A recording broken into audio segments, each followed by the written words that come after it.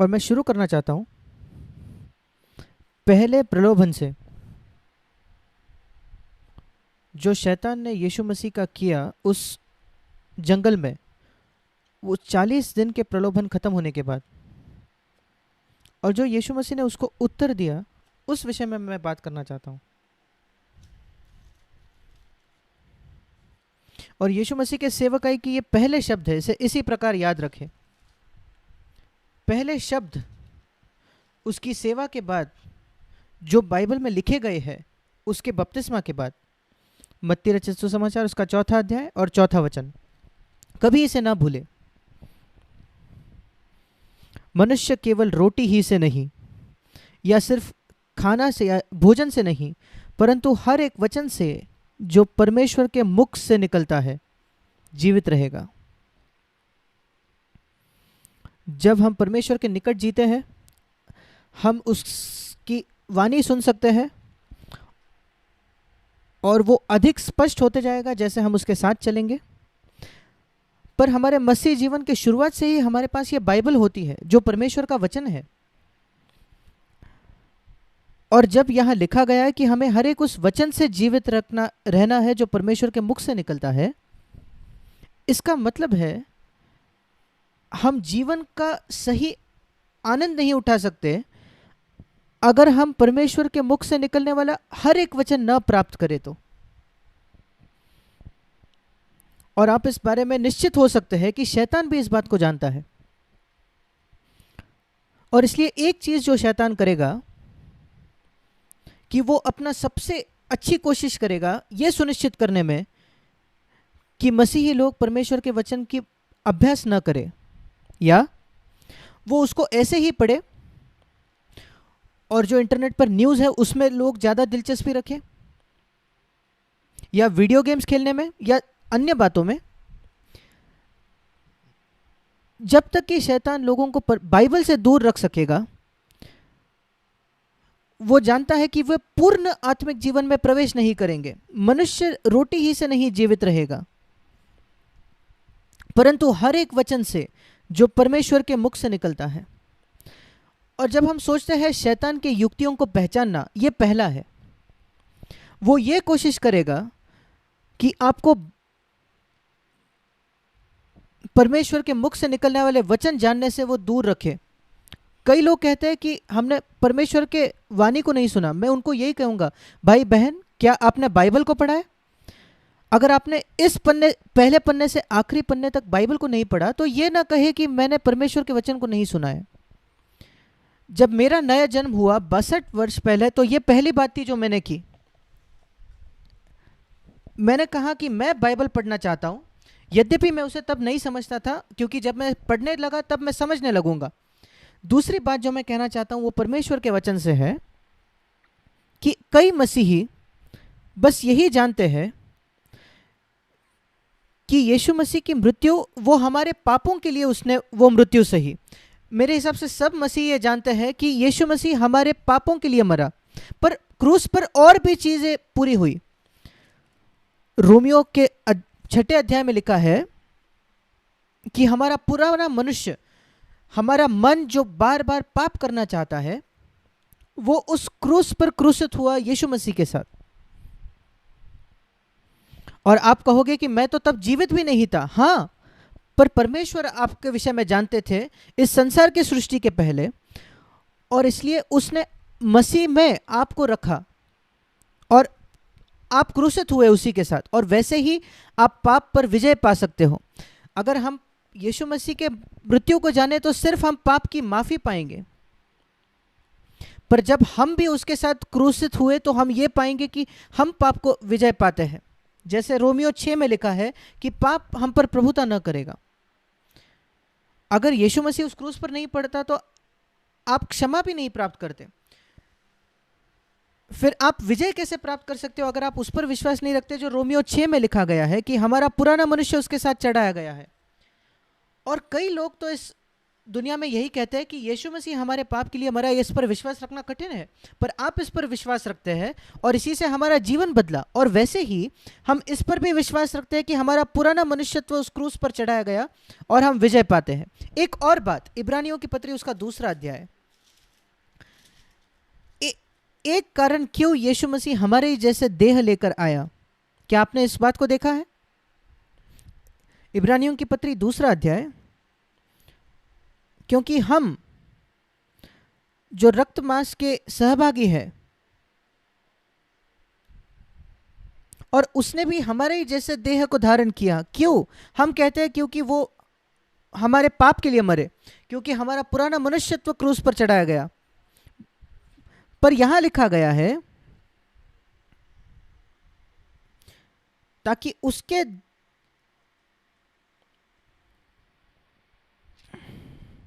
मृत्यु के द्वारा उससे मृत्यु पर शक्ति मिली जो शैतान को निकम्मा कर दे।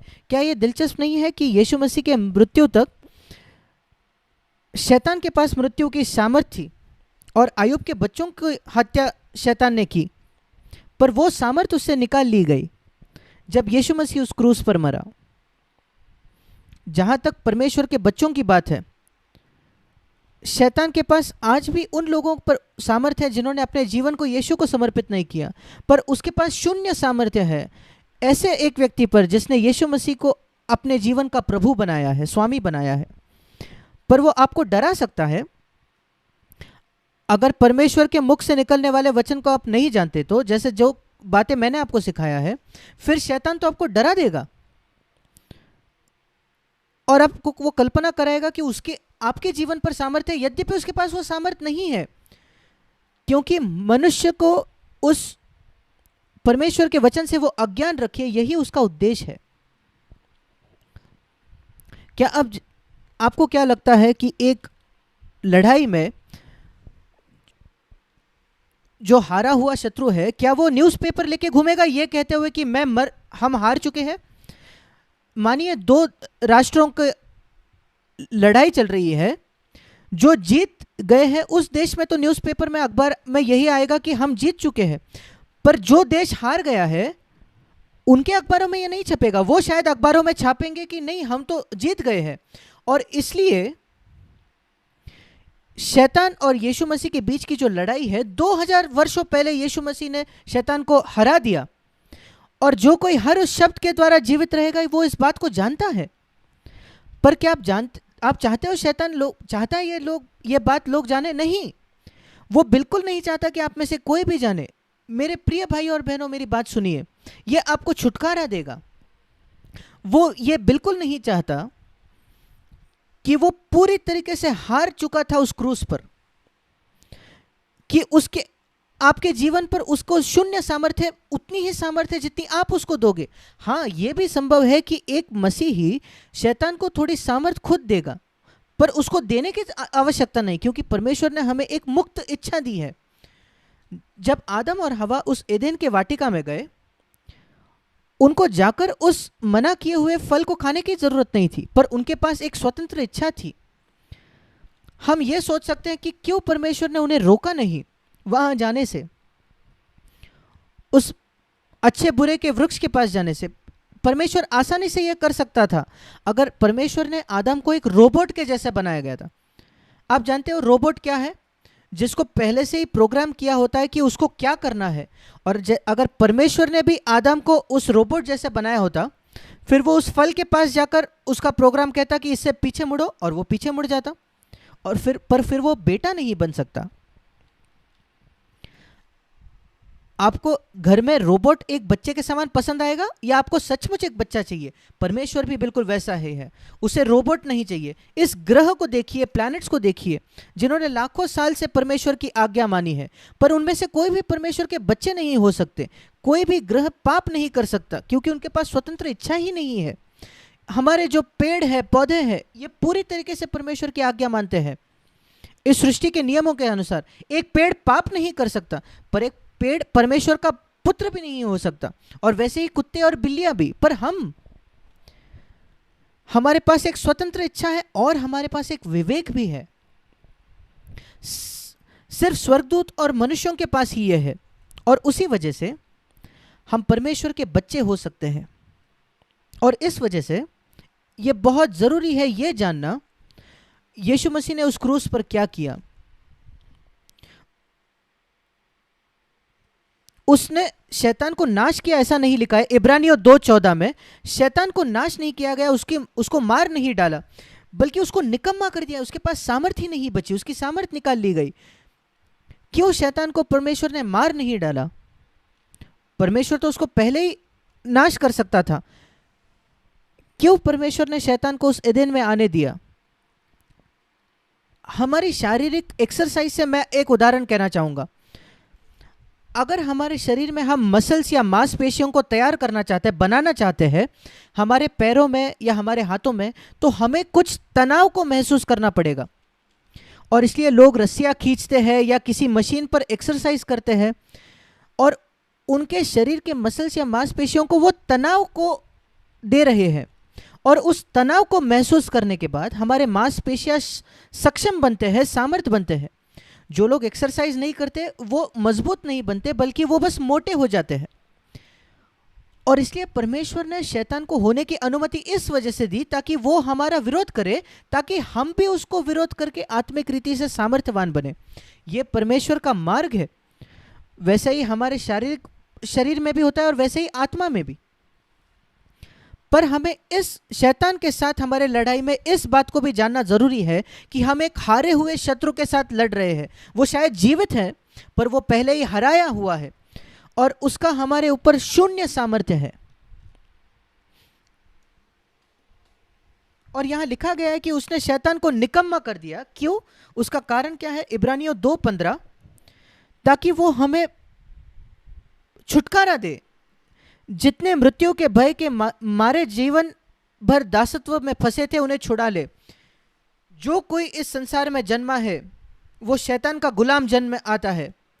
जब तक वो अपने जीवन को यीशु मसीह के प्रभुत्व को समर्पित नहीं करता और जब तक वो भरोसा नहीं करता कि शैतान उस क्रूस पर हराया गया, तब तक वो छुड़ाया नहीं जाता। ये पुराने नियम में संभव नहीं था। अगर आप उत्पत्ति से लेकर मलाकी तक पढ़े, आप कभी इसको नहीं पढ़ते किसी भी व्यक्ति के विषय में जो शैतान से लड़ाई करता हो या शैतान पर विजय पाता हो। आप तो उत्पत्ति के 3 अध्याय से शैतान के विषय में पढ़ते हो और आप तो जकरिया के पुस्तक में भी शैतान के विषय में पढ़ते हो, जो यहोशू महायाजक पर दोष लगा रहा था। पर आप इतिहास के पुस्तक में भी पढ़ते हो जो वो दाऊद को प्रलोभित करता है। पर आप किसी के विषय में नहीं पढ़ते कि जिसने शैतान पर विजय पाया। आयुब के पुस्तक में भी शैतान के विषय में पढ़ते हैं पर आयुब ने उस पर विजय नहीं पाया। पुराने नियम में परमेश्वर ने कभी शैतान को यह अनुमति नहीं दी कि वो लोगों के साथ संपर्क में आए या किसी के साथ भी लड़ाई में आए। किसी भी यहूदी व्यक्ति के साथ नहीं, किसी भी इस्राएली के साथ नहीं, कोई भी शैतान के संपर्क में नहीं आया, क्योंकि वो कुचले जाते थे। पहला व्यक्ति जिसके विषय में हम बाइबल में पढ़ते हैं जिसने शैतान से संपर्क किया और उस पर विजय पाया, वो है यीशु मसीह। और इसलिए जैसे ही आप नए नियम के पन्नों को पढ़ते हो, आप देखते हो कि यीशु मसीह शैतान के साथ संघर्ष करता था। यह बाइबल में पहली बार हुआ कोई शैतान के साथ संघर्ष कर कर विजय पाता है। और यही हमारे लिए एक उदाहरण है। हम पुरानी वाचा के अंदर नहीं जीते। पुरानी वाचा खत्म कर दी गई है पेंटिकॉस्ट के दिन। हमें यह समझना जरूरी है, जो नियम शास्त्र है, जो सारे आज्ञाएं हैं, बाहरी आज्ञाएं, पेंटिकॉस्ट के दिन उन्हें खत्म कर दिया गया। और आज से, पेंटिकॉस्ट के दिन से, पवित्र आत्मा एक बहुत ही बड़ा नियम हमारे मनों में लिखता है। सिर्फ हत्या करे यह नहीं, बल्कि गुस्सा भी न करे। सिर्फ व्यभिचार न करे यह नहीं, बल्कि किसी स्त्री के पास काम इच्छा से ना देखे। और यह पवित्र आत्मा करता है। हम पुराने वाचा के अंदर नहीं है, हम नई वाचा के नीचे है। जितना यीशु मसीह मूसा से ऊपर है, ऊंचा है। क्या आप जानना चाहते हो नई वाचा पुरानी वाचा से कितनी बेहतर है? तो यही देखें कि यीशु मसीह मूसा से कितना ऊपर, कितना बेहतर है। वे मूसा के अनुयायी थे, हम यीशु के अनुयायी हैं। और पुरानी वाचा में वो लोगों से,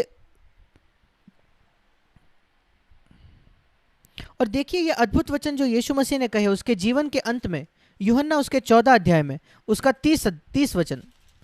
यूहन्ना 14:30।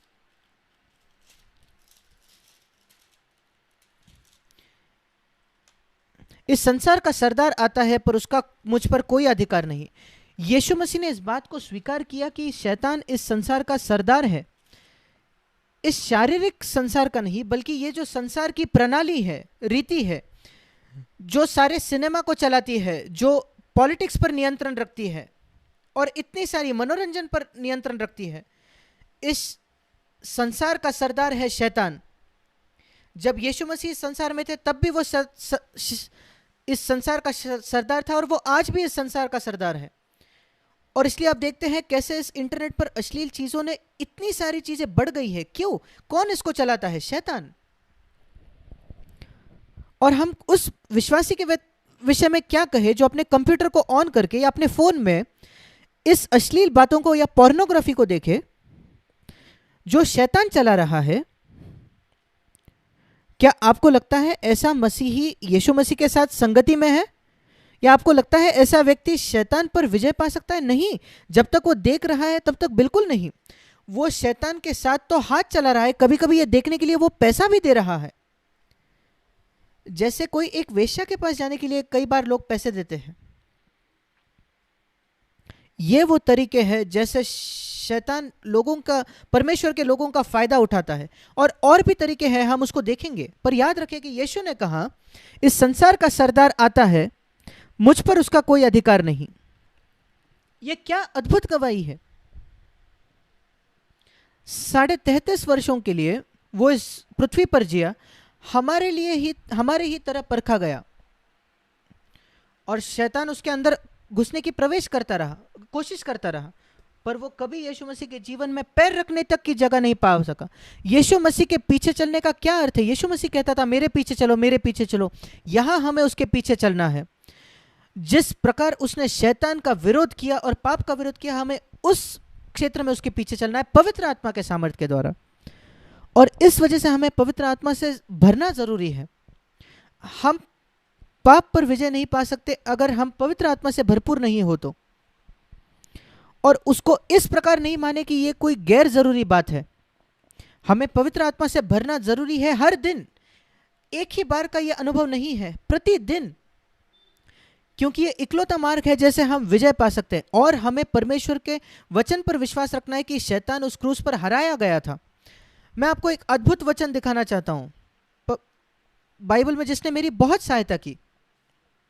परमेश्वर का वचन यह आपके जीवन में सच होता है जब आप उस पर विश्वास रखते हो।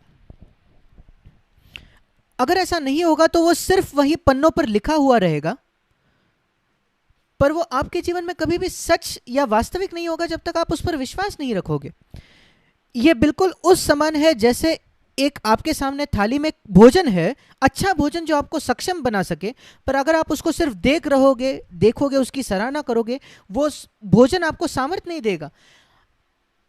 अगर आप उसको खा भी लोगे तो भी वो आपको सामर्थ्य नहीं देगा जब तक वो पच नहीं जाता। खाना को बस सराहना नहीं करनी चाहिए, उसको खाया नहीं जाना चाहिए, बल्कि उसका पचन होना चाहिए।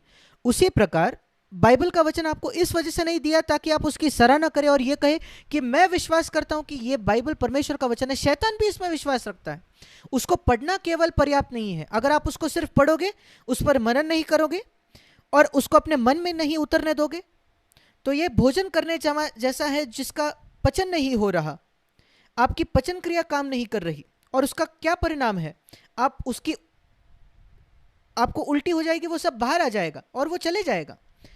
आप हर दिन खा सकते हो और अगर आप हर दिन उसकी उल्टी करो तो आपको सामर्थ्य नहीं प्राप्त होगी। उसको पचन करना जरूरी है।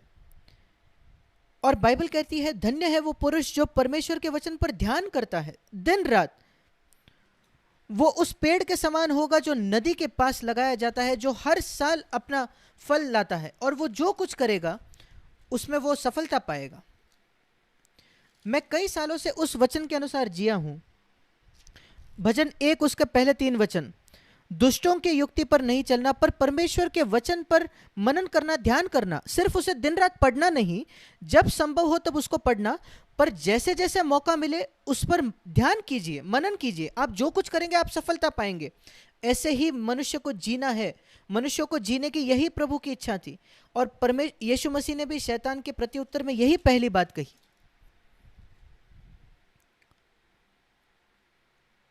और हम देखेंगे शैतान कैसा आता है। पहले बार जब शैतान के विषय में लिखा गया इतिहास में, तो बाइबल में अय्यूब की पुस्तक में हम पाते हैं।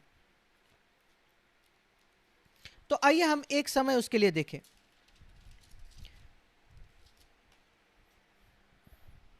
और मूसा के कई साल पहले अय्यूब जिया, और मूसा ने उत्पत्ति के पुस्तक को लिखा, और शायद मूसा के 500 साल पहले अय्यूब जीता था। और इसलिए बाइबल में लिखी गई सबसे पहली किताब है अय्यूब की पुस्तक। और पहली पुस्तक जो परमेश्वर ने लिखी वो हमें शैतान के विषय में बताती है, जहां शैतान एक ईश्वरीय व्यक्ति पर आक्रमण करना चाहता था, और कैसे परमेश्वर ने उसके विषय में घमंड किया इस अय्यूब नामक व्यक्ति के विषय में, जिसके विषय में गवाही ये थी कि वो परमेश्वर का भय रखता था और बुराई से दूर रहता था। मैं आपको अय्यूब के विषय में एक बात बताना चाहता हूं, कई बातें हैं, एक बात मैं बताता हूं। अय्यूब की पुस्तक और उसका 31 अध्याय, अय्यूब उसका 31 अध्याय, और इस संपूर्ण अध्याय में उसकी गवाही हम थोड़ी बहुत पढ़ती है, क्योंकि वो एक ईश्वरीय व्यक्ति था। और आप देख सकते हो क्यों शैतान इस पर हल्ला करना चाहता था, आक्रमण करना चाहता था। इसके ये देखिए, ये ऐसा व्यक्ति है जो 10 आज्ञाओं के भी पहले जीता था, मूसा के पहले। अय्यूब 31 उसका पहला वचन, मैंने अपनी आंखों के साथ वाचा बांधी है, ये तय किया है, फिर मैं किसी कुंवारी पर कैसे आंख लगाऊं, या कैसे मैं लालसा से किसी स्त्री के पास देखूं।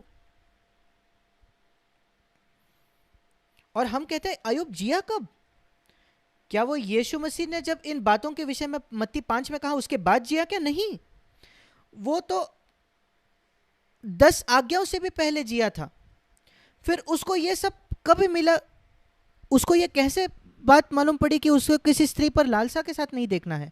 मैं आपको बताता हूं, जब आप परमेश्वर के भय रखने की आदत बना लोगे, जैसे अय्यूब करता था, तो परमेश्वर खुद भी आपको बताएगा। यद्यपि आप अनपढ़ हो और आप बाइबल भी नहीं पढ़ सकते हो, तो परमेश्वर आपके विवेक में आपको बताएगा क्या बातें गलत है। क्या यह अद्भुत नहीं? एक ऐसा व्यक्ति जिसके पास परमेश्वर का वचन नहीं था, जिसके पास पवित्र आत्मा भी नहीं था उसके अंदर, उसके पास क्या था? परमेश्वर का भय, बस उतना ही। परमेश्वर के भय के साथ वो जानता था कि मुझे किसी स्त्री के पास लालसा से नहीं देखना है जो मेरी पत्नी नहीं है। यह कैसे संभव है कि आज के मसीही मनुष्य पुरुष जो विवाहित है जो इस बात को नहीं समझे? मैं बताता हूं क्यों। क्योंकि हमने परमेश्वर के अनुग्रह के विषय में पढ़ा है, पर हमने परमेश्वर के भय को नहीं जाना।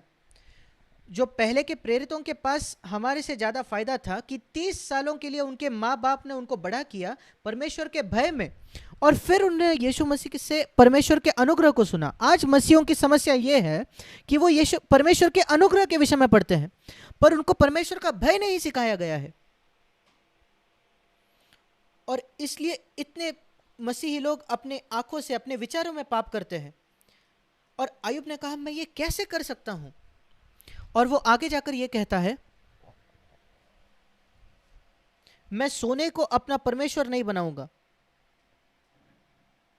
और ये वो पुरुष था जिस पर आक्रमण शैतान करना चाहता था। पर अय्यूब उसके पहले अध्याय में जो हम सीखते हैं, जो शैतान ने कहा, जो सच है, क्योंकि उसने परमेश्वर से इस बात को कहा। वो कहता है परमेश्वर, अय्यूब उसकी पहली अध्याय, तूने उसके और उसके घर की और जो कुछ उसका है उसके चारों ओर बाड़ा रखा है। अय्यूब उसका पहला अध्याय 10 वचन। शैतान इस बात को समझ गया, पहचान गया कि अय्यूब के आसपास संरक्षण करने के 3 बाड़े थे। और यह अय्यूब के विषय में सच है, और आप जो परमेश्वर की संतान हो आपके विषय में भी सच है। अय्यूब 1 उसका 10 अध्याय। एक बाड़ा अय्यूब के ओर था, उसके घर की ओर, मतलब उसके परिवारजनों के ओर, और तीसरा उसकी संपत्ति की इर्द गिर्द एक बाड़ा था। और शैतान उसमें से किसी भी बाड़े में से प्रवेश नहीं कर सकता था जब तक परमेश्वर उस बाड़े को खोल ना दे और उसको अनुमति ना दे। और इसलिए परमेश्वर ने उसको अनुमति दी कि उसकी बाहरी जो संपत्ति का जो बाड़ा था उसको वो खोल के अंदर आ सके, और शैतान ने अंदर आकर उसको नाश किया। और फिर एक और बाड़ा परमेश्वर ने खोला, वो आकर उसके परिवार में प्रवेश करके उसके बच्चों की हत्या की। पर अय्यूब के इर्द गिर्द जो बाड़ा था, परमेश्वर ने उसको थोड़ा बहुत खोला, आकर उसको तुम बीमारी दे सकते हो पर उसको छू नहीं सकते। हर कदम पर शैतान उतना ही जा सकता था जितना परमेश्वर उसको अनुमति दे। और अगर यीशु मसीह के जीने के 2000 वर्षों पहले यह सत्य है, तो आज ये कितना सच्चा है कि जब शैतान हराया गया है। क्या आप इस बात को जानते हो? क्या आप जानते हो आपके इर्द गिर्द 3 बाड़े हैं अगर आप परमेश्वर की संतान हो, जो एक शुद्ध विवेक के साथ चलता है। एक आपकी सारी संपत्ति, आपके पैसे, आपके बैंक में कितने खाते हैं, जो कुछ आपने खरीदा है, आपका घर, आपकी गाड़ी, उसके इर्द गिर्द एक बाड़ा है जो परमेश्वर ने रखा है। उसके अंदर आपकी पत्नी, आपके बच्चे, उसके इर्द गिर्द एक बाड़ा है, और उसके भी अंदर आपके शरीर के इर्द गिर्द और आपके इर्द गिर्द एक बाड़ा है। और मेरा इस पर विश्वास है। और शैतान इसमें से किसी भी बाड़े में प्रवेश नहीं कर सकता जब तक परमेश्वर उसको अनुमति न दे। और परमेश्वर उसको अनुमति देता है कभी कभी, आज भी परमेश्वर उसको अनुमति देता है ताकि हम उस विजयी बने। परमेश्वर शैतान अय्यूब के विषय में घमंड कर सके। क्या तुमने पूरे पृथ्वी पर ऐसे व्यक्ति को देखा है? शैतान कहता है मुझे उसकी परीक्षा लेने दे। मुझे याद है जब मैं एक जवान व्यक्ति था, जब मैंने ये पढ़ा अय्यूब के विषय में कि यीशु मसीह ने अय्यूब के विषय में शैतान के सामने घमंड किया। क्या तुमने मेरे सेवक अय्यूब को देखा है? मैं 19.5 साल का था जब मैंने नया जन्म पाया, और 21 की उम्र में मैंने बपतिस्मा पाया। मैंने कहा प्रभु यीशु, क्या आप मेरे विषय में घमंड कर पाओगे? क्या आप शैतान के सामने मेरे विषय में घमंड करोगे? क्या तुमने ऐसे मनुष्य को देखा है जो मेरा भय रखता है, जो बुराई से अपनी नजर को हटाता है और जो सही है वही करता है, उसके कोई भी कीमत क्यों ना चुकानी पड़े? मैं आपसे पूछना चाहता हूं मेरे भाई, मेरे बहन, क्या परमेश्वर आपके विषय में घमंड कर सकता है शैतान के सामने आपके विषय में? मैंने मेरे लिए यह एक चुनौती कर स्वीकार किया। प्रभु मैं चाहता हूं कि यही सत्य हो, और 60 सालों तक ये मेरी प्रार्थना रही है। प्रभु मैं चाहता हूं हर दिन आप मेरे विषय में घमंड करें। लोग मेरे विषय में क्या सोचते, क्या फायदा? अगर लोग मुझे आत्मिक व्यक्ति सोचे, क्या फायदा? वो मेरे जीवन के 90% जीवन को नहीं जानते। वो मेरे विचार नहीं पढ़ सकते, वो आपके रवैयों को नहीं जानते, आप गुप्त में क्या करते हो वो नहीं जानते, आप अपने पत्नी से कैसे बात करते हो वो नहीं जानते। वो इन बातों को नहीं जानते। वो ये नहीं जानते या आप पैसे से प्रेम करते हो, क्या आप पैसों से कैसा व्यवहार करते हो, क्या आप पैसों के साथ धर्मी हो। लोग आपके विषय में कुछ नहीं जानते। शायद आप कर्जे में पड़े हो, और आप कर्जे में इस वजह से पड़े क्योंकि आप एक अच्छा जीवन जीना चाहते थे। परमेश्वर का वचन कहता है किसी के भी कर्जे में न रहो, पर आपको उससे कोई फर्क नहीं पड़ता। फिर परमेश्वर कैसे आपके विषय में घमंड करेगा? आपको पहले अपना कर्जा चुकाना है, या कम से कम कोशिश तो करनी है। और फिर हम कहते हैं हम शैतान पर विजय पा सकते। आप 100 साल में उस पर विजय नहीं पाओगे। मैं आपको सत्य कहना चाहता हूं, जब आप परमेश्वर का भय रखने चाहते हो, उसका वचन का भय रखते हो, और आप कहते हो प्रभु मैं तेरा भय रखना चाहता हूं। देखिए ये कर्जे का मामला, मैंने इसको बिल्कुल गंभीरता से लिया। रोमियो 13:8, किसी भी मनुष्य के कर्जदार मत बनो। और मैं 81 वर्ष का हूं, और मैं किसी भी व्यक्ति के लिए 1 रुपए में भी कर्जा नहीं लिया है आज तक पूरे संसार में। अगर आप किसी से उधार लेते हो, शायद कभी आपको जरूरी पड़ते, जैसे ही संभव है उसको वापस कर दो। शैतान पर विजय पाने की कोशिश भी ना करें अगर आप परमेश्वर के वचन को नजरअंदाज करें। परमेश्वर के वचन से, मुंह से निकलने वाला हर एक वचन से मनुष्य जीवित रहेगा, जो यीशु ने शैतान को कहा। और मैं आपको भी यही कहना चाहता हूं, इसकी कोशिश भी ना करें कि आप शैतान पर विजय पाओगे अगर आप परमेश्वर के वचन को नजरअंदाज करोगे। क्या आप अपनी आंखें शुद्ध रखने के लिए उस लड़ाई को लड़ रहे हो? और इन्हीं बातों पर मैं जोर देना चाहता हूं। अय्यूब शैतान पर विजय नहीं पाया क्योंकि उसने कुड़कुड़ाया, क्योंकि उसके पास पवित्र आत्मा नहीं थी। पर आखिरी में उसने पश्चाताप किया और ये परमेश्वर ने उसको क्षमा किया। पर आज हमारे पास पवित्र आत्मा है। हम अय्यूब के पीछे नहीं चलते, हम यीशु मसीह के पीछे चलते हैं जिसने कभी नहीं पाप किया। दूसरी बात मैं दिखाना चाहता हूं, जहां बाइबल बताती है कैसे शैतान ने आदम और हवा पर आकर आक्रमण किया, शारीरिक रूप से नहीं जैसे अय्यूब के साथ किया, पर अय्यूब से भी पहले जो पहले मनुष्य था आदम और हवा, कैसे शैतान आया। और ये देखना बड़ा ही दिलचस्प है। उत्पत्ति उसका 3 अध्याय। पहले सवाल, कैसा शैतान आता है? पहला सवाल, क्या परमेश्वर ने सचमुच ये कहा? वो कैसे आता है? परमेश्वर के वचन पर सवाल खड़ा करता है। क्या परमेश्वर ने सचमुच कहा उत्पत्ति 3:1 कि तुम इस वाटिका के किसी वृक्ष का फल ना खाना? और वो स्त्री के साथ एक चर्चा में शुरू करता है। कभी भी शैतान के साथ चर्चा ना करें, आप हार जाओगे। आप अगर वो दुष्ट है, वो एक वकील है जो आपके साथ लाख गुना होशियार है, उसके साथ चर्चा ना करें। यीशु मसीह ने शैतान के साथ कोई चर्चा नहीं की। जब शैतान ने कुछ कहा, यीशु मसीह ने कहा ऐसा लिखा है। दूसरा प्रलोभन आया, यीशु मसीह ने कहा ऐसा लिखा है।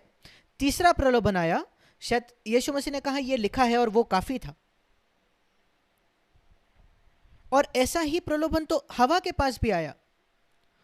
उस दिनों में लिखा नहीं गया था, पर परमेश्वर ने कहा था। क्या परमेश्वर ने कहा है?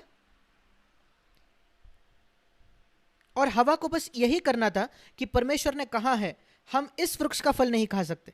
वही चर्चा खत्म हो जाती है। शैतान मैं तुझसे बात भी नहीं करना चाहती, पर वो उससे बातचीत करती रही। और एक बार आप शैतान के साथ बातचीत करने लगो, वो हर बार जीत जाएगा। कई लोग जब वो थोड़ा सा अधर्म का काम करना चाहते हैं तो शैतान उनको कहता है ये इतना भी बुरा नहीं है। आप उससे चर्चा करने लगते हो और आप हमेशा हारोगे और आप उस अधर्म के काम को कर बैठोगे। शायद वो आपके काम में थोड़ा फंसाना हो, शायद एक गलत आपका इनकम टैक्स का रिटर्न हो, या किसी स्त्री के लिए लालसा करना, या कुछ गलत करना। शैतान आपको ये बात बताएगा कि ये इतना गंभीर नहीं है, पर एक बार आप शैतान के साथ चर्चा करने लगे तो आप हारने वाले हो। वो सबसे चतुर व्यक्ति है जिसको बनाया गया है। आज भी जितनी लोग सृजे गए हैं, शैतान का सबसे चतुर है। उसके साथ चर्चा ना करें, वाद विवाद ना करें। उस पर विजय पाने का एक ही तरीका है कि आप कहें यह लिखा हुआ है, और परमेश्वर के वचन को जकड़े रहिए, और फिर आप विजय पाओगे जैसे यीशु मसीह ने पाया। पर क्योंकि यहां स्त्री ने उसके साथ चर्चा की, वो पाप में पड़ी। और यहां जो सीख ये है, और देखे इस सुंदर फल की ओर, छठे वचन, उस स्त्री ने उस फल को देखा कि वो खाने के लिए और देखने के लिए अच्छा है, मन भाऊ है। और शैतान कह रहा था इतना अद्भुत फल जिससे तुम्हारे मुंह में पानी आ रहा है, क्यों एक प्रेम करने वाला परमेश्वर तुम्हें उससे मना करे? मैं तुम्हें बताता हूं क्यों। क्योंकि शैतान कह रहा था क्योंकि परमेश्वर तुमसे प्रेम नहीं रखता। 5वां वचन, क्योंकि वो जानता है जब तुम खाओगे तो वो तुम उसके समान बन जाओगे, उसके तुल्य बन जाओगे, और वो ये नहीं चाहता। परमेश्वर ये नहीं चाहता। ये दूसरी बात है, शैतान आपको परमेश्वर के वचन पर संदेह करने को मजबूर करता है, आपसे चर्चा करता है, और फिर परमेश्वर के प्रेम पर संदेह करने को वो आपको लुभाता है। अगर आपके जीवन में ऐसा कुछ भी होता है, और अगर शैतान इस बात में सफल होता है कि आप परमेश्वर के प्रेम पर संदेह करो, फिर उसने आपके जीवन में कदम रखा है, और वो धीरे धीरे उस दरवाजे को खोलकर आपके पास आएगा। अगर आपको शैतान को रोकना चाहते हो, उसको कहना कि ये लिखा हुआ है। जब वो आपको कहेगा कि परमेश्वर आपसे प्रेम नहीं करता, तो उसको धिक्कारे और कहे वो मुझसे प्रेम करता है, उसने अपना इकलौता बेटा मुझे दिया। तो कैसे कहता है कि वो मुझसे प्रेम नहीं करता? क्यों आपके बच्चे को उसने बीमार पड़ने दिया? मैं नहीं जानता, पर यीशु मसीह मेरे क्रूस पर मेरे लिए मरा। क्यों उसने आपके बच्चे को मरने दिया? परमेश्वर तो उसको रोक सकता था। मैं नहीं जानता। आप कहो, आप शैतान से कहो मैं नहीं जानता, पर मैं जानता हूं परमेश्वर मुझसे प्रेम करता है। एक ही बार परमेश्वर ने यह सिद्ध कर दिया उस कलवरी के क्रूस पर, जब वो मेरे लिए उस क्रूस पर मरा। यह बहुत जरूरी है यह जानना, अगर शैतान का हम विरोध करना चाहे तो। मैं परमेश्वर के प्रेम का प्रकटीकरण जो उसने मुझे दिया, मैं आपको बताना चाहता हूं। जब मैं, शायद आप में से कुछ लोगों ने ये सुना भी होगा, जब मैंने पहले भी ये कहा है, पर जिन्होंने नहीं सुना है उनके लिए, कई सालों पहले, शायद 40 वर्षों के पहले, मैं परमेश्वर को खोज रहा था यह समझने के लिए कि वो प्याला क्या था जो यीशु मसीह हटाना चाहता था, जो यीशु मसीह नहीं पीना चाहता था उस गत्सेमनी के बाग में। क्या था वो प्याला जो यीशु ने कहा अगर संभव हो तो ये मुझसे ले ले? यीशु मसीह एक ऐसा व्यक्ति था जिसने कभी भी पिता की इच्छा को पूरा करने से वो कभी नहीं पीछे हटा, वो कितनी भी दर्द भर क्यों ना हो। 40 दिनों बाद भी जब उसको भूख लगी थी, उसके बाद भी उसने उस पत्थरों को रोटी नहीं बनाया। यद्यपि उसके पास सामर्थ्य थी, पर परमेश्वर ने उसको नहीं कहा, पर उसने नहीं किया। उसके जीवन के अंत में वो इतना पीड़ा में था। क्यों?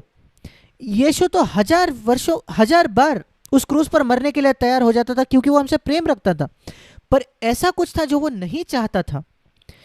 और जैसे वो उस क्रूस के पास आया, उस गत्सेमनी के बाग में, उसने इस बात को समझा कि 3 घंटों के लिए परमेश्वर मुझे त्याग देगा, मेरा पिता मुझे त्याग देगा, और एक अनंत मैं परमेश्वर से अलग कर जाऊंगा। यह अलगाव होगा, परमेश्वर से इस अलगाव को मैं महसूस करूंगा। और वही वो प्याला था जो वो नहीं पीना चाहता था। मैंने पूरे अनंत काल से मेरे पिता के साथ संगति रखी है, 1 सेकंड के लिए भी वो संगति कभी गई, टूटी नहीं।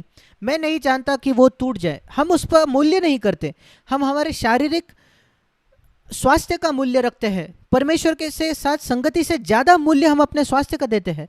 शायद सारे मसीही परमेश्वर के साथ अपने संगति को मूल्य नहीं देते अपने स्वास्थ्य से ज़्यादा। उनके शारीरिक स्वास्थ्य के साथ कुछ हो जाए तो वो तुरंत कुछ करेंगे ताकि उसको चंगा करें, पर परमेश्वर के साथ अगर उनकी संगति टूट जाए उसको वो गंभीरता से नहीं लेते। क्या आप जानते हैं कि एक स्त्री के पास एक लालसा भरा दृष्टि से आपके परमेश्वर के साथ संगति टूट जाते हैं। किसी के साथ अगर आपका गलत रवैया है तो आपकी संगति टूट जाती है। एक व्यक्ति भी हो इस संसार में जिसको आपने आज तक क्षमा नहीं की, तो परमेश्वर के साथ आपकी संगति टूट गई है। कौन इसको गंभीरता लेते हैं? मैं जानता हूं मसीह लोगों को जिन्होंने सालों साल लोगों को क्षमा नहीं की, बल्कि वो प्रभु बोझ लेते हैं, वो गाने गाते हैं, पर वो उन्होंने लोगों को क्षमा नहीं किया। परमेश्वर के साथ संगति को वो मूल्य नहीं देते, इसलिए आप परमेश्वर के बिना, संगति के बिना वो जीते हैं। क्यों परमेश्वर आपको नहीं सुनता? क्योंकि आप उसके साथ संगति में नहीं है, और इस वजह से क्योंकि आप आपके विवेक की बात नहीं सुनते। आपका विवेक आपको बताता है आपने उस व्यक्ति को क्षमा नहीं किया जिसने आपको चोट पहुंचाई। आप कहते हैं नहीं, वो इसी योग्य है कि उसको कभी क्षमा नहीं किया जाए। ठीक है, शैतान कहता है यही तो मैं चाहता था कि आप क्षमा न रखने का आत्मा रखो, और वो आप पर सामर्थ्य पाता है। और मैं कल्पना कर सकता हूं कि स्वर्गदूत उस गत्सेमनी में आते हैं और वो यीशु से कहते हैं प्रभु 3 ही घंटे की तो बात है, उसके बाद तो तुम पिता के साथ संगति में आ जाओगे। और मैं कल्पना कर रहा हूं एक ऐसा वार्तालाप, और यीशु में ऐसा कहता है कि मैं एक क्षण के लिए भी अपने पिता के साथ उस संगति को नहीं टूटना चाहता था। इतना मूल्य वो देता था अपने जीवन भर। और फिर मैं ये कल्पना कर रहा था कि गत्सेमनी के बाग में ये वार्तालाप होता है, और मैं कल्पना करता हूं कि पिता यीशु मसीह से कहता है तूने पाप नहीं किया, तू तुरंत गत्सेमनी से ऊपर आ सकता है स्वर्ग में अभी के अभी, पर जैक जो है वो नरक में जाएगा। और यीशु मसीह कहता है क्या जैक नरक जाएगा? ठीक है पिता, मैं उस क्रूस पर जाऊंगा जैक को उस नरक से बचाने के लिए, और जिसका मैं घृणा करता हूं उस प्याले को मैं पी लूंगा, कि मैं तुझसे अलग नहीं होना चाहता 3 घंटों के लिए भी। हमें लगता है यीशु मसीह की बड़ी पीड़ा यही थी कि उसके हाथों में और पैरों में उस खीलम को ठोका गया। बिल्कुल भी नहीं, वो तो एक महासागर में एक बूंद के समान भी नहीं है अगर हम उसकी तुलना करें परमेश्वर से उसका अलग हो जाना। मुझे याद है जब मैंने इसको एक प्रकटीकरण के तौर पर पाया परमेश्वर की ओर से, मैंने विलाप किया, मैंने विलाप किया, मैंने विलाप किया। मैंने कहा प्रभु मैं ये कभी नहीं जानता था कि तू मुझसे इतना प्रेम रखता था। उसने मेरा जीवन बदल दिया। और मैंने तय किया कि मैं कभी अपने लिए नहीं जीऊंगा। मैंने परमेश्वर से मांगा कि वो मुझे एक लंबी आयु दे ताकि मैं जीकर उसके प्रति अपनी कृतज्ञता दिखा सकूं। प्रभु, मैं स्वर्ग में कोई प्रतिफल नहीं चाहता, तूने मेरे लिए क्रूस पर बहुत किया है, मैं तुझे धन्यवाद कहना चाहता हूं। एक ऐसा जीवन जीकर जो पूरी तरीके से तेरे लिए समर्पित हो। मैं कभी पैसे के लिए नहीं जीऊंगा, मैं कभी पैसे के लिए प्रचार नहीं करूंगा, मैं कहीं भी नहीं जाऊंगा लोगों को प्रसन्न करने के लिए या अमीर कलीसियाओं को प्रसन्न करने के लिए नहीं। मैं अपने आप के लिए कमाऊंगा और लोगों से पैसे नहीं लूंगा, और इतने सालों से मैं ऐसे ही जिया हूं। और मुझे अगर साधारणता से जीना पड़े वो ठीक है, एक कारणवश, क्योंकि मैंने देखा क्या यीशु मसीह ने पीड़ा सही मुझे उस नरक से बचाने के लिए। परमेश्वर ने 40 वर्षों पहले मुझे वो बात प्रकट की, और आज भी जब मैं उसके विषय में सोचता हूं तो मेरे आंखों में आंसू होते हैं। हम उससे प्रेम करते हैं क्योंकि उसने पहले हमसे प्रेम रखा। और जब वो प्रेम आपके मन को जकड़ लेता है तो शैतान आपको छू नहीं सकता। मैं आपको पहला यूहन्ना उसका 3 अध्याय, ये एक प्रकटीकरण था जो मुझे आया। अगर मसीह के साथ और परमेश्वर के साथ इस प्रेम के संबंध में आप नहीं आए तो शैतान पर विजय पाने की कोशिश भी ना करें। यह कोई टेक्निक नहीं है, यह तरीका नहीं है। पहली आज्ञा यही है कि अपने संपूर्ण मन, हृदय और मन के साथ परमेश्वर से प्रेम रख। आपका पूरा हृदय परमेश्वर के लिए एक तीव्र प्रेम से भरा हुआ होना चाहिए। और उसी सिक्के की दूसरी बाजू यही है कि अपने पड़ोसी से भी प्रेम रखना। इसका मतलब इस संसार में ऐसा कोई भी व्यक्ति नहीं होना चाहिए जिसको हमने क्षमा नहीं किया है या जिससे हम घृणा करते हैं। अगर एक भी मनुष्य है जिससे आप घृणा करते हैं तो यह कल्पना भी ना करे कि आप शैतान पर विजय पा सकोगे, भूल जाइए।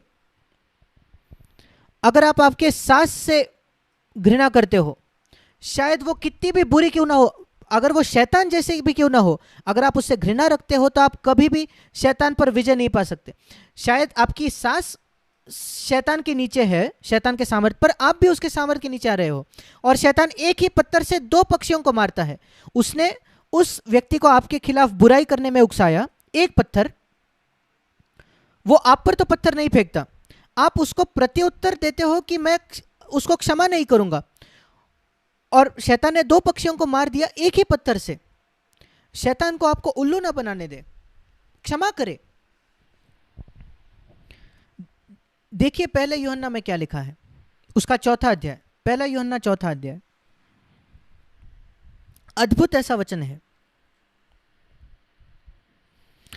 4 अध्याय उसका 17 वचन, उसका आखिरी भाग। जैसा यीशु मसीह था, क्योंकि जैसा वो है इस संसार में वैसा ही हम भी है। मुझे याद है जब मैंने पहले बार इस पर प्रकाशन पाया, ज्योति पाई, क्या प्रभु ये सचमुच सत्य है? मैंने उस पर मनन किया। इन वचनों को ऐसे ही जल्दी जल्दी पढ़कर आगे ना जाए, उस पर मनन कीजिए। जैसे यीशु मसीह था इस संसार में वैसा ही मैं हूं इस संसार में। और मैं अपने आप से कहता हूं, जैसे यीशु था क्या मैं वैसा हूं इस संसार में? क्या इस संसार में आज मैं उस प्रकार हूं जैसे यीशु मसीह था? अगर मैं परमेश्वर का भय रखता हूं और मैं उस पर समर्पित हूं और वो मेरे जीवन का प्रभु है, एक शुद्ध विवेक मैंने रखा है, सारे जानने वाले पापों से मैं मुक्त हूं, तो फिर जैसा यीशु है वैसा ही मैं इस संसार में हूं। और इस प्रकार मुझे वो प्रकाशन प्राप्त हुआ। क्या यीशु मसीह शैतान से डरता था या शैतान यीशु मसीह से डरता था? आप उस उत्तर को जानते हो। शैतान यीशु मसीह से डरता था। यीशु मसीह जहां कहीं जाता था और सारे दुष्ट आत्माएं चिल्लाती थी, वो यहां भी आ गया, वो यहां भी आ गया। और जो प्रभु ने मुझसे कहा, तुम्हारे शुरुआती दिनों में जिस प्रकार तुम शैतान से डरते थे, आज से शैतान तुमसे डरेगा। क्योंकि जैसा यीशु मसीह है वैसे ही तुम हो इस संसार में। और आप शायद कहोगे ये संभव नहीं है। हाँ ठीक है, ये आपके लिए संभव नहीं होगा क्योंकि आप विश्वास नहीं रखते हो। मेरे लिए संभव है क्योंकि मैं इस पर विश्वास रखता हूं। आपके विश्वास के हिसाब से ही वो पूरा हो। आप ये परमेश्वर के वचन में किसी भी बात को अनुभव नहीं करते क्योंकि अगर आप उसमें विश्वास न रखें, अगर आप विश्वास नहीं करते यीशु मसीह ने आपके पापों के लिए मृत्यु नहीं उठाई, तो आपके पाप माफ भी नहीं होंगे। यीशु मसीह ने क्रूस पर शैतान को हटाया, पर अगर आप विश्वास नहीं रखोगे तो शैतान आप पर सामर्थ रखेगा। यहां लिखा है कि जैसा यीशु था वैसे हम हैं।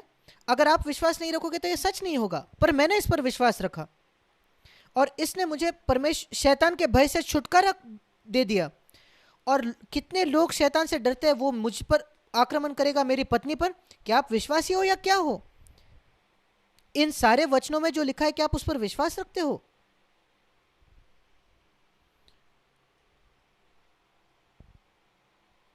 जो सामर्थ परमेश्वर ने हमें दी है, आइए हम उसमें खड़े हो जाए। कुछ और चेतावनी मैं देना चाहता हूं जो परमेश्वर के वचन में पाई जाती है। दूसरा कुरिन्थियों उसका 2 अध्याय, पौलुस यहां कहता है 11वें वचन में,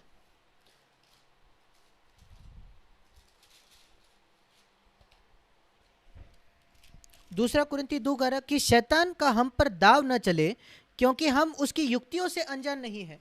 शैतान कैसे हमारा फायदा उठाता है, ये वो मसीहों के विषय में कह रहा है। दूसरा कुरिन्थी 2:11 जब वो कहता है हम, तब पौलुस अपने आप को भी इसमें शामिल करता है और सारे मसीहों को, आपको और मुझे। देखिए 10वें वचन में, मैं उसको क्षमा करता हूं जिसने कुछ गलत किया है। क्यों मैं उसको क्षमा करता हूं जिसने कुछ गलत किया है? ताकि शैतान हमारा फायदा ना उठा सके, मेरा फायदा ना उठा सके। ये कितना स्पष्ट है। शैतान हमारा फायदा, किसी भी मसीह के ऊपर फायदा उठा सकता है। पौलुस का भी वो फायदा उठाएगा अगर पौलुस किसी को क्षमा नहीं करेगा तो आइए हम एक क्षण रुक जाए और रुककर अपने आप से पूछे, आगे जाने से पहले, क्या आप किसी भी व्यक्ति के विषय में सोच सकते हो जिसको आपने क्षमा नहीं की है? और मैं कहूंगा कि आपको ज्यादा देर सोचना नहीं पड़ेगा, वो तुरंत आपके मन में आएगा, शायद ये व्यक्ति, वो व्यक्ति, वो व्यक्ति। और मैं चाहता हूं कि आप कुछ अभी करें। आप उसकी याददाश्त को मिटा नहीं सकोगे कि वो व्यक्ति ने आपको क्या किया, आपके परिवार के खिलाफ क्या किया। वो याददाश्त कभी नहीं मिटेगी, क्योंकि हमारे याददाश्त पर नियंत्रण नहीं, पर आपके इच्छा पर आपको सामर्थ्य है। और आज आप परमेश्वर से कहें, प्रभु उस व्यक्ति जिसको मैंने आज तक क्षमा नहीं किया, मैं उसको अभी क्षमा करता हूं। और वो दूसरा व्यक्ति जिसने मुझे क्षमा नहीं किया, मैं उसको अभी क्षमा करता हूं। और वो दूसरा व्यक्ति जिसने मुझे हानि पहुंचाई, अगर 10 नाम है तो 10 लोगों के नाम लीजिए और प्रभु के उपस्थिति में उनको क्षमा कीजिए, और वो हो जाएगा। उन्होंने जो आपके खिलाफ किया, शायद अगले 50 साल आपको वो याद आए। तो क्या मुझे भी याद आती है वो चीजें जो लोगों ने मेरे खिलाफ की? क्या यीशु मसीह नहीं जानता उन लोगों को जिन्होंने उसको क्रूस पर चढ़ाया? हाँ, पर यीशु ने उनको क्षमा किया। और मैं इतनी बातों को शायद याद रख पाऊंगा, पर मैंने उनमें से हर एक व्यक्ति को क्षमा किया है, और शैतान फिर मेरा फायदा नहीं उठा सकता। और यहां लिखा है शैतान फायदा उठा सकता है, और यही उसकी युक्ति है। एक क्षमा रहित आत्मा, ये इतना जरूरी है कि मैंने इस पर हर समय जोर दिया है। सबको क्षमा करे, सबको क्षमा करे, सबको क्षमा करे, ये बहुत जरूरी है। एक और बात जो मैं बताना चाहता हूं, इफिसियों की पत्री उसका 4 अध्याय, फिर एक बार शैतान के विषय में लिखा है कि वो कैसे हमारा फायदा उठाता है। इफिसियों की पत्री उसका 4 अध्याय 27 वचन, शैतान को अवसर न दो।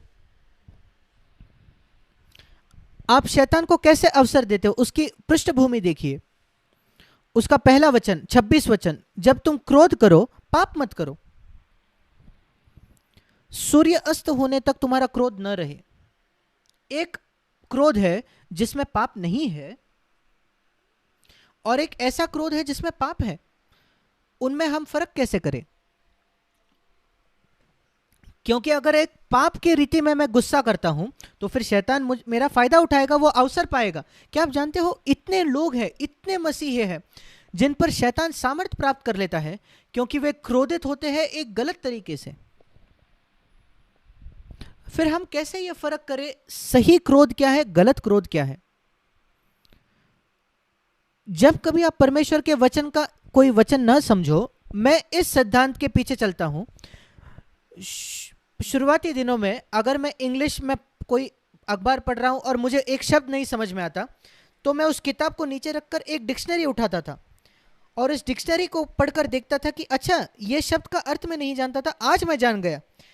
वैसे ही अगर आप बाइबल में कुछ पढ़ते हो और आप नहीं समझते तो डिक्शनरी के पास जाइए, ये लिखा हुआ वचन है, उस वचन के पास जाइए जो देहधारी हुआ। यूहन्ना 1:1, वचन ने देह स्वरूप लिया, वो है यीशु मसीह।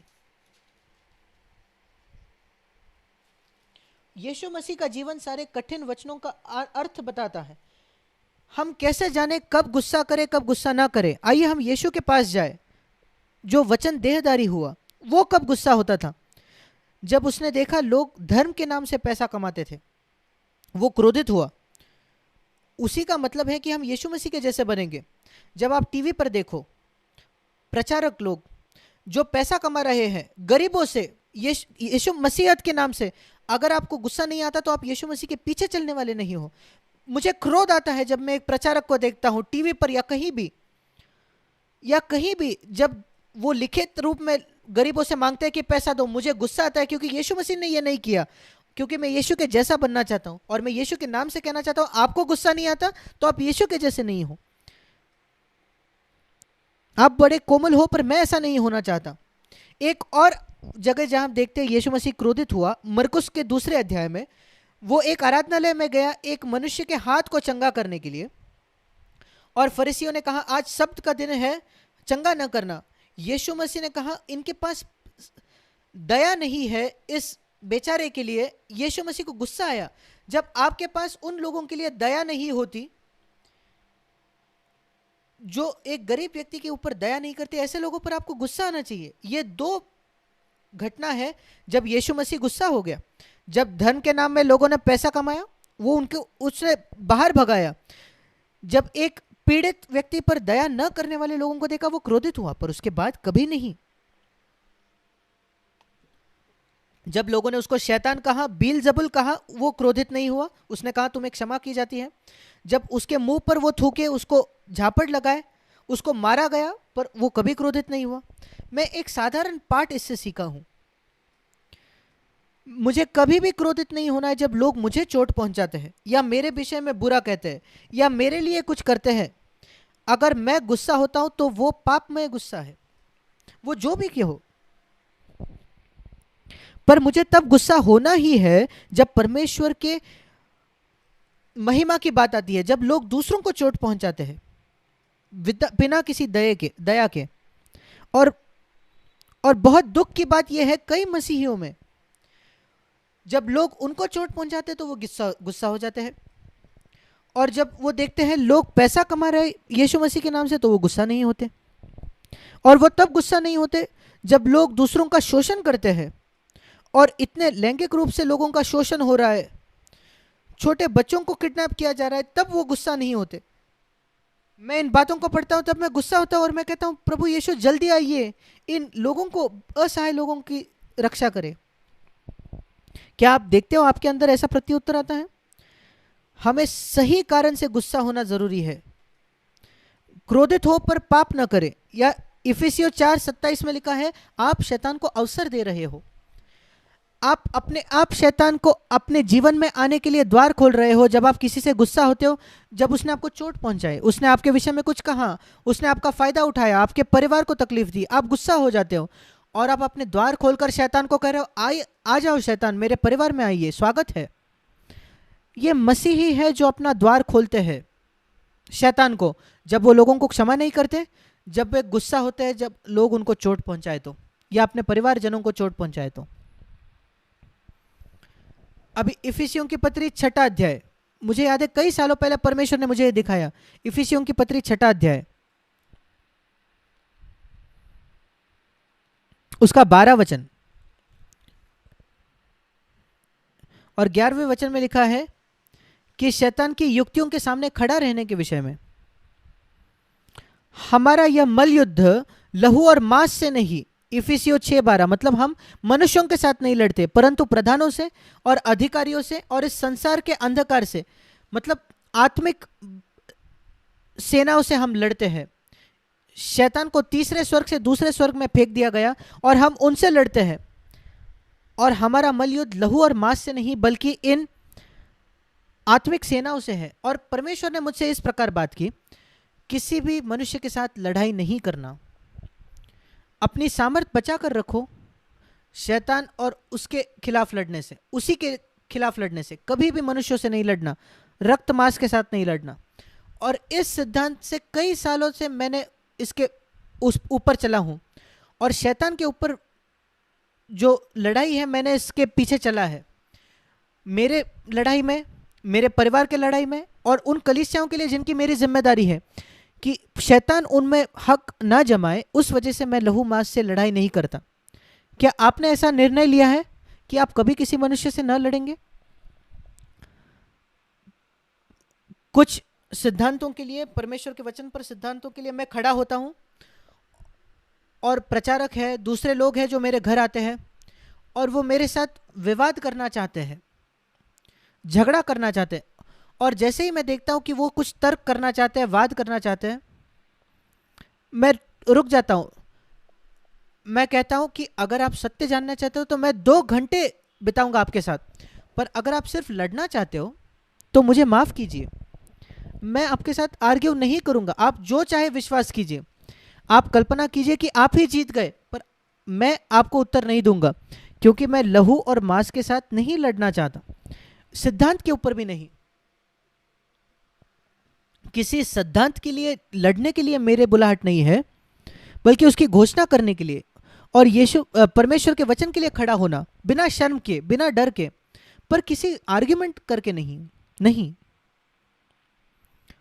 मैं सारे आर्ग्यूमेंट से बचना चाहता हूं, सारे लड़ाई से, झगड़े से मैं बचना चाहता हूं।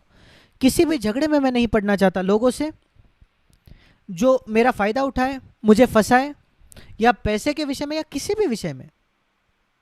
बिल्कुल नहीं, मैं कभी नहीं करूंगा। अगर आपके पास ये रवैया नहीं हो तो फिर शैतान आपका फायदा उठाएगा। एक और बात मैं आपको बताना चाहता हूं, लूका रचित सुसमाचार उसका 16वां अध्याय, यहां शैतान को इस परमेश्वर का सरदार कहा गया है। यीशु मसीह ने भी कहा, इस संसार का सरदार आता है और उसका मुझ पर कुछ अधिकार नहीं, उसको मुझ में कुछ नहीं मिलता। शैतान ही है जो टेलीविजन को नियंत्रित करता है, इस सारे पैसे के जगत को वो नियंत्रण रखता है, और इस राजनीति को वो नियंत्रित करता है। और इन बातों में आप भ्रष्ट ना हो, आपको चेतावनी रखनी है। एक मसीही अगर वोट करे तो अच्छी बात है, पर अगर आप एक पार्टी जो आपकी पसंदीदा पार्टी है उसके लिए अगर आप उन प्रचार करने लगे तो ध्यान रखें, कहीं आप शैतान के साथ तो संगति में किसी अधर्मी व्यक्ति को नहीं आगे प्रचार कर रहे। इलेक्शन के समय हमें क्या करना है मैं आपको बताना चाहता हूं। मैंने इंडिया में और कहीं भी पिछले कई सालों से क्या किया है, जो पहले तिमोथी 2 अध्याय के पहले कुछ वचन में लिखा है, प्रार्थना कीजिए जो अधिकार में है उनके लिए। मैं कहता है, प्रभु मैं प्रायर मीटिंग में अपने वोट को डालूंगा, मैं लोगों के साथ सामने प्रचार नहीं करूंगा इसके वोट दो उसको वोट दो। मैं प्रार्थना करूंगा कि सर्वशक्तिमान परमेश्वर जो जानता है सबसे अच्छा व्यक्ति कौन है जो मेरे कंट्री में जीते, वो उसको जीतने देगा। मेरा विश्वास है कि प्रभु यह करेगा। और मैं मीटिंग में हाँ, आप जाकर वोट भी डाल सकते हो, पर विश्वास रखें कि प्रभु नियंत्रित रखेगा। वही पहला तिमोथी 2 का अर्थ है कि हम एक शांति का जीवन जी सके। यह नहीं कि मेरी पार्टी जीतेगी, मैं उसमें बिल्कुल दिलचस्प नहीं हूं, पर हम जो मसीही है हम एक शांति का जीवन जी पाए, क्योंकि हम इस संसार के हैं ही नहीं।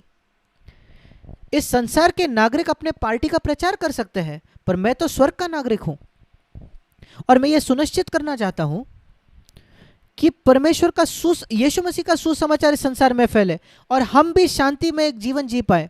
और मैं प्रार्थना करता हूं, ये कुछ मार्ग है जैसे शैतान लोगों के जीवन में प्रवेश करता है और उनके जीवन को नष्ट करता है। ध्यान रखिए, आपकी आत्मिक तलवार कहीं हल्की ना हो जाए, उसकी धार चले जाएगी। हमारी तलवार को धार रहनी चाहिए ताकि हम सुसमाचार का प्रचार करें, विजयी जीवन का प्रचार करें, उस सत्य की घोषणा करें कि शैतान उस क्रूस पर हराया गया और उसका आपके जीवन पर सामर्थ नहीं। यहां लूक 16 में लिखा है 13 वचन, कोई भी दो स्वामियों की सेवा नहीं कर सकता। क्या कौन है वो दोनों स्वामी? यीशु मसीह और शैतान? बिल्कुल नहीं, यीशु मसीह ने ये नहीं कहा। कोई भी व्यक्ति ये कल्पना नहीं करता कि यीशु मसीह और शैतान की हम सेवा करें। यहां लिखा है दूसरा दास है, दूसरा स्वामी है पैसा, संपत्ति। पर कई मसीही, ये दुख की बात है कि कई मसीही सोचते हैं कि वो पैसे की भी सेवा कर सकते हैं और परमेश्वर की भी। माफ कीजिए, आप नहीं कर सकते। यीशु मसीह ने कहा कि पैसा एक स्वामी है और परमेश्वर भी एक स्वामी है, और आपको चुनाव करना है कि आप किसकी सेवा करेंगे। और क्योंकि कुछ लोग धन के दास हो जाते हैं और शैतान उनके जीवन में सामर्थ पाता है, वो अधर्म के काम करते हैं और हर समय उनके मन में एक ही धुन है, और धन कैसे कमाए, और धन कैसे कमाए, और पैसे कैसे कमाए। क्या ऐसा व्यक्ति परमेश्वर की सेवा कर सकता है? क्या यीशु मसीह संसार में हर समय सोचता था पैसे कमाओ पैसे कमाओ? नहीं, वो एक बड़ाई का काम करता था। उसके 4 छोटे भाई और 2 बहनें और अपनी विधवा माँ की देखभाल के लिए उसको पैसे की जरूरत थी। 8 लोग थे उसके परिवार में, और उनको आधार करने के लिए वो एक बढ़ाई का काम करता था। पर दिन भर वो ये नहीं सोचता था कि कैसे मैं सबसे अमीर बढ़ाई बनूं, कैसे मैं सबसे ज्यादा पैसा कमाऊं। ऐसे महत्वाकांक्षा उसकी नहीं थी। वो अपने परिवार की देखभाल करना चाहता था, बल्कि किसी के कर्जे में नहीं होना चाहता था। कितने मसीही है शैतान के लिए खुद ही द्वार को खोलते हैं और फिर कहते हैं कैसे हम शैतान पर विजय पाएं। आप कभी विजय नहीं पाओगे जब तक आप दरवाजे को बंद नहीं करते पैसे के प्रेम से। आपके पास 100 लाख रुपए होंगे, वो ठीक है, अगर आप उससे प्रेम नहीं करते तो। या आपके पास $10 है, वो भी पर्याप्त है। कितना पैसा है वो जरूरी नहीं, वो सवाल नहीं है।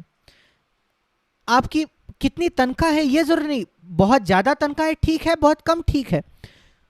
क्या आप उससे प्रेम रखते हो? कुछ लोग कहते हैं मैं गरीब हूं, मैं पैसे से प्रेम नहीं करता। मैंने भारत में हजारों भिखारियों को देखा है, वो हर कोई पैसे से प्रेम करता है। क्या आपने किसी जिसके पास घर नहीं है ऐसे व्यक्ति को देखा है जो पैसे से प्रेम नहीं करता? क्या गरीबी पैसे के प्रेम से छुटकारा देती है? नहीं। बहुत अमीर लोगों को मैंने देखा है जो धन से प्रेम नहीं रखते, और मैंने बहुत गरीब लोगों को देखा है जो पैसे से बेहद प्रेम करते हैं। और इसलिए आपके बैंक अकाउंट से ये मेल नहीं खाता। ये मत कहिए मैं गरीब हूं, मैं पैसे से प्रेम नहीं करता। शायद अमीरों से ज्यादा आप प्रेम करते हो पैसे से। शायद आप पैसे के साथ देखभाल नहीं रखते, इसलिए आप अनुशासित नहीं हो पैसे के मामले में, इसलिए आप गरीब हो। या आपने ये परमेश्वर को आदर नहीं किया, इसलिए। परमेश्वर हमेशा अपने बच्चों की जरूरतें पूरा करता है। पर अगर आप पैसे की प्रेम करते हो तो फिर आप परमेश्वर से प्रेम नहीं रख सकते, तो आप परमेश्वर और पैसे के दास नहीं हो सकते। कैसे पहचान सकते हो आप? ये क्यों जरूरी है? क्योंकि शैतान इस संसार का सरदार है और वही नियंत्रण रखता है, और वो आप पर सामर्थ्य पा सकता है पैसे के द्वारा। आपको ध्यान रखना है। कैसे मैं समझ सकता हूं कि मैं परमेश्वर का सेवक हूं या धन का सेवक हूं? मैं उदाहरण देता हूं। यहां मिस्टर ए है, यहां मिस्टर बी है, दोनों मेरे सामने बैठे हैं। दोनों कहते हैं कि जैक मेरा सेवक है।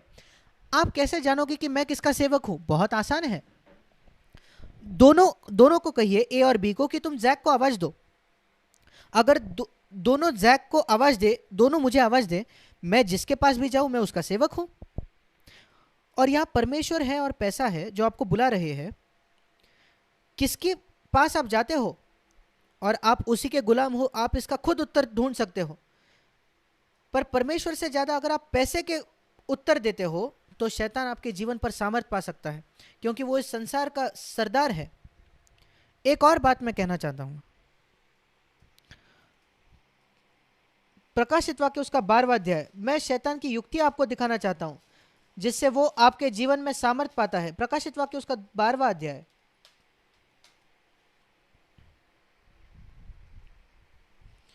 यहां शैतान के विषय में लिखा है जो पूरे संसार को फंसाने वाला, भ्रमाने वाला। 9वां वचन, प्रकाशित वाक्य 12:9। वो लोगों को भ्रमाना चाहता है और मसीहों को भी भ्रमाना चाहता है। और 10वें वचन में लिखा है वो भाइयों पर दोष लगाने वाला या मसीहों पर दोष लगाने वाला है। यह शैतान का एक टाइटल है, परमेश्वर के संतान पर दोष लगाने वाला। और इसलिए जब आपको यह आदत लगती है कि आप लोगों पर, परमेश्वर के बच्चों पर दोष लगाओ, तो आप शैतान के साथ हाथ पकड़ रहे हो। क्या आपको यह समझ आ रहा है? शैतान कहता है मैं परमेश्वर के बच्चों पर दोष लगाना चाहता हूं। जब मैं देखूं कि परमेश्वर का कोई बच्चा कुछ गलत करता है, मैं सबको वो बताना चाहता हूं कि वो क्या गलत कर रहा है। और शैतान कहता है कि मुझे थोड़े सहकर्मी चाहिए, क्या तुम मेरे सहकर्मी बनोगे? वो परमेश्वर के बच्चों को कहता है, क्या तुम मेरे सहकर्मी बनोगे? आइए हम इसके इस विश्वासी ने जो दुष्टता की, आइए हम उसकी बात सब जगह फैलाए। और आप कहते हो हाँ मैं भी कहूंगा, मैं सबको बताऊंगा। देखिए कितने चुगली करने वाले हैं मसीहों में। जब लोग कुछ अच्छा करते तो नहीं बताते, पर कुछ दुष्टता हो तो वो चुगली करते हैं। वो किसके साथ हाथ पकड़ रहे हैं? आप जो कह रहे हो शायद वो सच भी होगा। यहां लिखा है कि वो परमेश्वर के सामने दोष लगाता है। शैतान हमको झूठ कह सकता है, पर वो परमेश्वर को झूठ ना कह सकता। जब आपके विषय में वो परमेश्वर के सामने दोष लगाता है तो वो सच है। जब कभी वो मसीह पर दोष लगाता है, वो परमेश्वर के सामने झूठ बोलने की हिम्मत ना करेगा। जो शैतान कह रहा है वो बिल्कुल सच है। हाँ, इस मसीह ने झूठ कहा, इस मसीह ने अपने टैक्स को गलत कहा, इस मसीह के मन में कड़वाहट है, यह विश्वासी हर समय किसी की चुगली करता है। शैतान तो सच कह रहा है। और इसलिए इस बात में महिमा न करे कि मैं जो भी कहता हूं सच कहता हूं। अरे शैतान जो कहता है वो भी सच है, पर आप में शायद दोष लगाने की आत्मा है। और इसलिए जब आपके अंदर दोष लगाने की आत्मा हो, विशेषकर ऐसा कोई जिसको आप पसंद नहीं करते, तो आप शैतान के साथ हाथ पकड़ रहे हो, उस दोष लगाने वालों के साथ हाथ पकड़ रहे हो। वैसे ही शैतान आप पर सामर्थ पाता है। और इस सेशन में मैं यही आपको बताना चाह रहा हूं, शैतान के हाथ को थामना आप कैसे बंद करो, उसका विरोध करो यीशु के नाम से। मांस लहू से मल युद्ध मत करो, शैतान से युद्ध करो। लोगों पर दोष मत लगाओ, शैतान को वो करने दो। अगर आप मेरे साथ जकरिया की पुस्तक को देखें तो जकरिया नबी, और वहां हम इस बात के सत्य को देखते हैं। जकरिया नबी की पुस्तक, उसका 3रा अध्याय, हम यहोशू नाम के महायाजक के विषय में पढ़ते हैं, जो प्रभु के सामने खड़ा है। और शैतान, जकरिया 3:1 में लिखा है, वो उस पर दोष लगाने के लिए खड़ा था। यही तो मैंने अब आपको बताया। और यहोवा ने कहा, हे शैतान, यहोवा तुझको घुड़के। और शैतान यहोशू पर दोष लगा रहा था, 3रे वचन, क्योंकि उसके वस्त्र मैले थे, मतलब उसके जीवन में कोई पाप था। हे परमेश्वर, यहोशू के जीवन में पाप है और वो सच है, पर प्रभु उसको धिक्कारता है।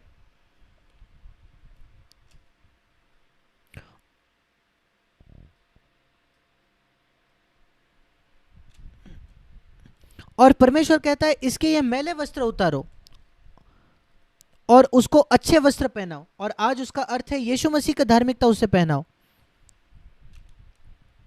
और फिर देखिए जकरिया क्या कहता है। जकरिया 5वें वचन में कहता है, वो परमेश्वर के साथ हाथ पकड़कर, शैतान के साथ नहीं, वो कहता है, परमेश्वर ये अद्भुत है कि आपने ये नए वस्त्र डाले, अब इसके सिर पर एक शुद्ध पगड़ी भी रख दीजिए। कितनी अद्भुत बात है। वो किसके साथ हाथ पकड़ रहा था?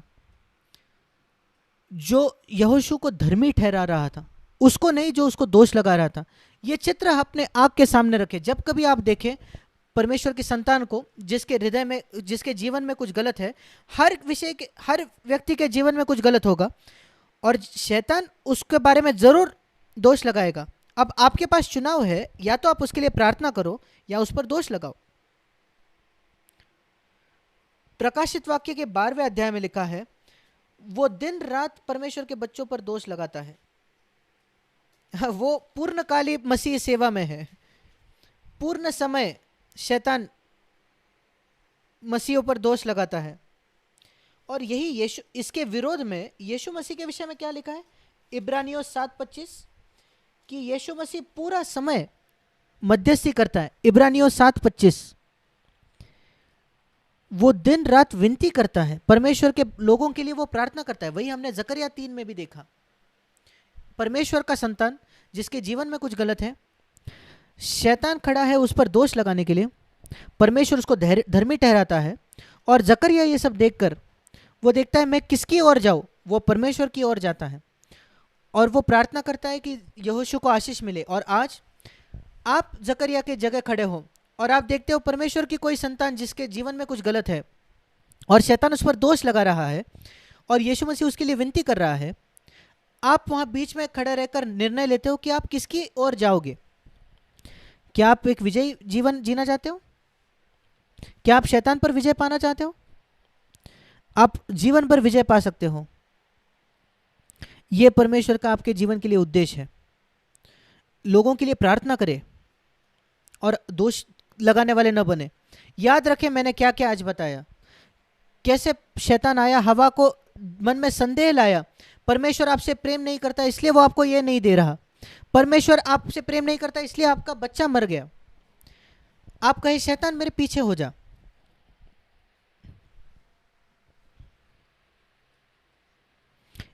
एक अंतिम बात मैं कहना चाहता हूं अंत करने से पहले। सुसमाचार में दो ही घटनाएं हैं जहां यीशु कहता है मेरे पीछे हो जा शैतान। क्या आपने देखा है? 2 बार यीशु कहता है, 2 बार शैतान मेरे पीछे हो जा, मुझसे दूर हो जा। और यह बहुत ही दिलचस्प है कि क्या पृष्ठभूमि थी कि यीशु ने यह कहा। मत्ती 4, ये शैतान यीशु के सामने आता है उस तीसरे प्रलोभन में। मत्ती 4:8, उसने सारे जगत के राज्य और उसका वैभव दिखाकर कहा कि यीशु मैं तुझे ये दूंगा अगर तू मेरी आराधना करेगा तो, गिरकर मुझे आराधना करेगा तो। पहले से ही शैतान आराधना चाहता था, ये याद रखिए। शैतान चाहता है कि लोग उसकी सराहना करें, उसकी आराधना करें। और जब आप, ये ध्यान से सुनिए, जब आप ये चाहते हो कि लोग आपकी सराहना करें, आपको आदर दे, तो ध्यान रखिए फिर आप शैतान के साथ हाथ पकड़ रहे हो। हमारी बुलाहट ये नहीं है कि लोग हमारी सराहना करें और हमें आदर दें। हमें यीशु मसीह की ओर उंगली दिखाकर कहना है कि वही योग्य है सारे आदर के, सारे महिमा के, मैं नहीं, वो योग्य है सारे महिमा और आदर के। कभी भी अपनी ओर ध्यान आकर्षित करने की कोशिश ना करें। परमेश्वर, शैतान इससे खुश होता है कि लोग उसकी आराधना करें। और यीशु ने कहा दूर हो जा शैतान। शैतान क्या कह रहा था? मैं शैतान के शब्दों को आसान भाषा में बताऊंगा। यीशु मसीह तो इस संसार पर आया ताकि परमेश्वर के लिए इन लोगों को तू जीत ले।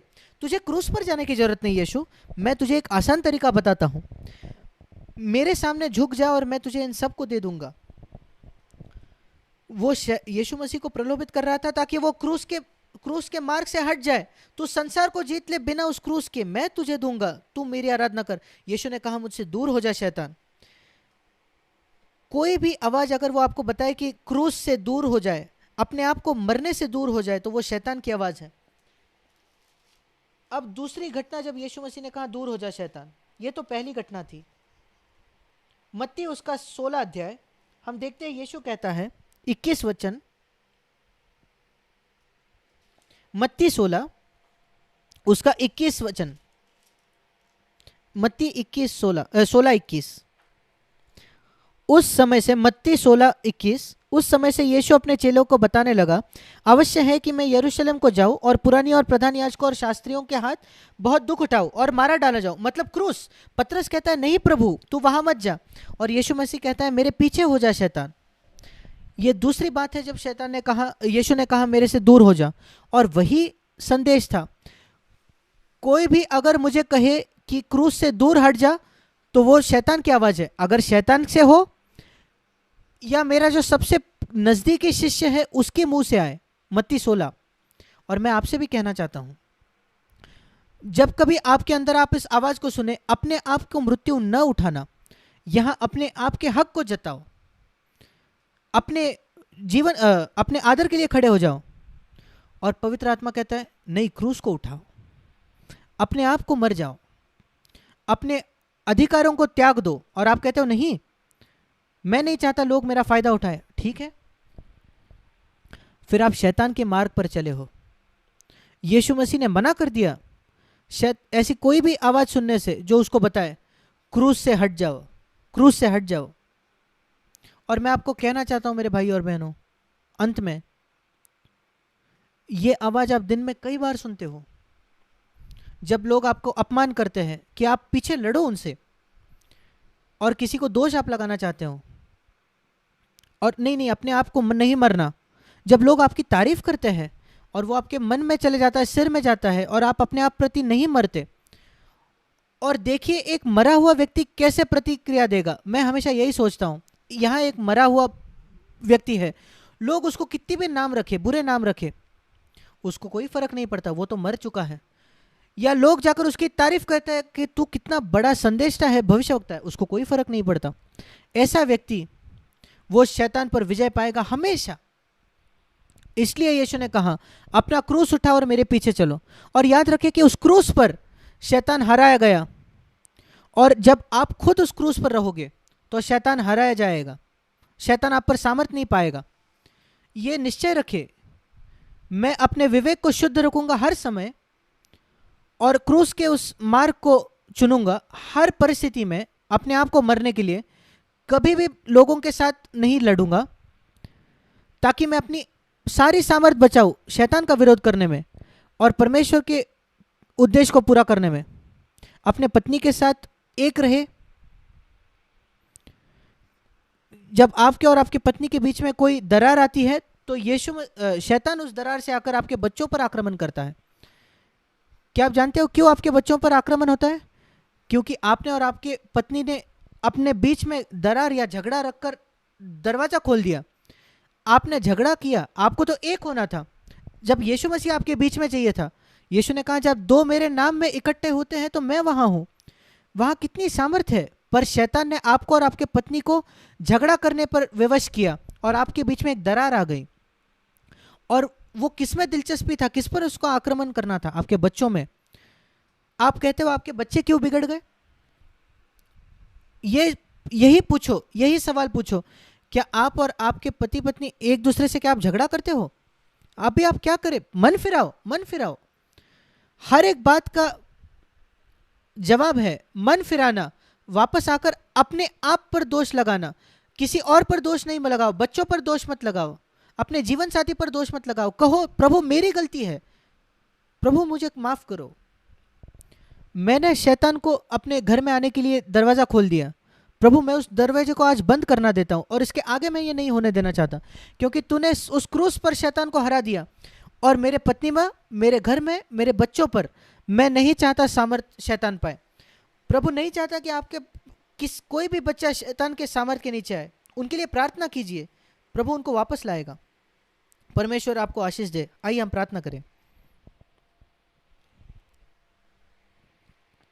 और जैसे हम अपने सिरों को झुकाते हैं, क्या आप आज ये प्रार्थना करेंगे? प्रभु मुझे याद दिलाइए उन बातों को जो मुझे करनी है, ताकि कुछ बातों को मैं सही करूं जो तूने आज मुझे कहा। मैं नहीं चाहता कि शैतान मेरे जीवन पर कोई भी सामर्थ पाए। प्रभु धन्यवाद हो आपका, आप मेरी मदद कीजिए, यीशु के नाम से, आमीन।